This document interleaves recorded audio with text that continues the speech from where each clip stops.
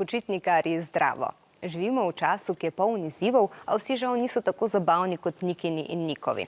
Največji izziv, kakor z eufemizmom ali lepšo besedo rečemo težavam, je trenutno po vsem svetu koronavirus, kar pa že tako ali tako veste. Trenutno številne države po svetu uvajajo ukrepe, s katerimi skušajo zajeziti širjenje virusa. Španija, država na Iberskem ali Pirenejskem polotoku, katere glavno mesto je Madrid, je predvidoma za pol leta uvedla izredne razmere. Vaši vrstniki kljub temu hodijo v šolo? Prav tako ukrepe sprejemajo v naših sosedah Hrvaški in Italiji. Tudi pri nas ni nič drugače. Od jutri bo v Sloveniji veljalo, da ne smemo iz svoje občine. Seveda bodo tudi izjeme. Ena od njih je, da se boste lahko starši ali enim od staršev, če ne živite v isti občini, vseeno obiskovali. Prav tako vas bosta k vam domov lahko prišla varovat babica in dedek, žal pa vi v drugo občino ne morete na počitnice k njim. Omejitev bo najprej uvedena za 7 dni. Čeprav bi bilo fino imeti kulturne počitnice, pa so žal zaprte tudi knjižnice, galerije in muzeji. A nekateri muzeji, tako kot spomladi, marsikaj ponujajo na spletu, nekatere knjižnice pa vam bodo knjige poslale kar po pošti.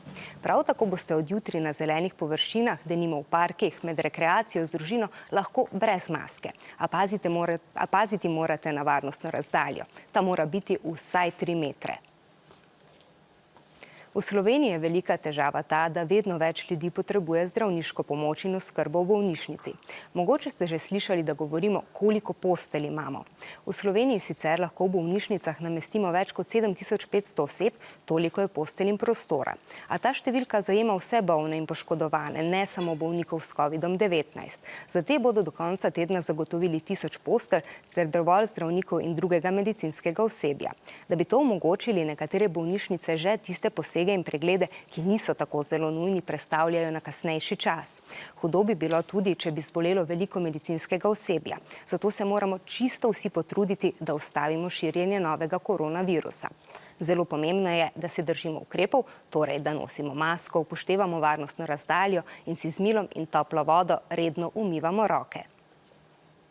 A na svetu ni le koronavirus. Vi imate denimo počitnice. Slovenski motokrosist Tim Gajser pa se je več kot odlično odrezal na včerajšnji dirki v Belgiji, saj je bil prvič letos najboljši v obeh vožnjah. Trojček dirk na peščenem dirkališču v Lomlu je tako sklenil s prepričljivo zmago. Vodi tudi v skupnem vrstnem redu. Naša infodromovka Mateja pa je včeraj prvič pretekla maraton. Bravo, Matejič! Končala se je tudi kolesarska dirka po Italiji.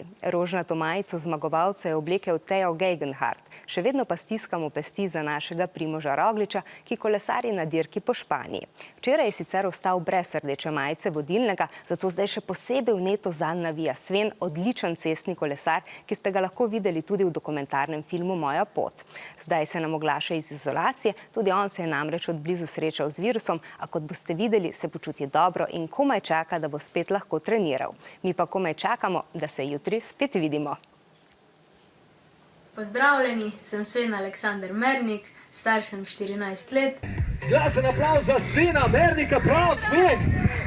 S kolesarstvom se ukvarjam že od svojega 9. leta starosti oziroma tekmujem od 11.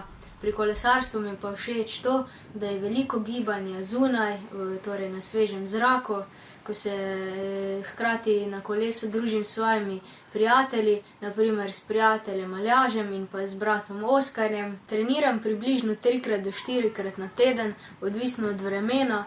Zdaj vam bom pa pokazal še svojo sobo, v kateri hranim svoje kolesarske spominke, naprimer medalje iz državnih tekmovanj, medalje iz etapnih dirk, majico državnega prvaka, ki sem jo osvojil 2-krat, pa tudi seveda na moj klubski dres, na katerem sem 2 leti ponosno nosil slovensko trobojnico. Trenutno spremljam tudi našega asa Primoža Rogliča ter pa ostale naše slovenske kolesarje. Sem velikokrat zelo navijaški, oziroma zelo sem vesel, če zmagajo naši kolesarji. Monocikel vozimo vsi v družini.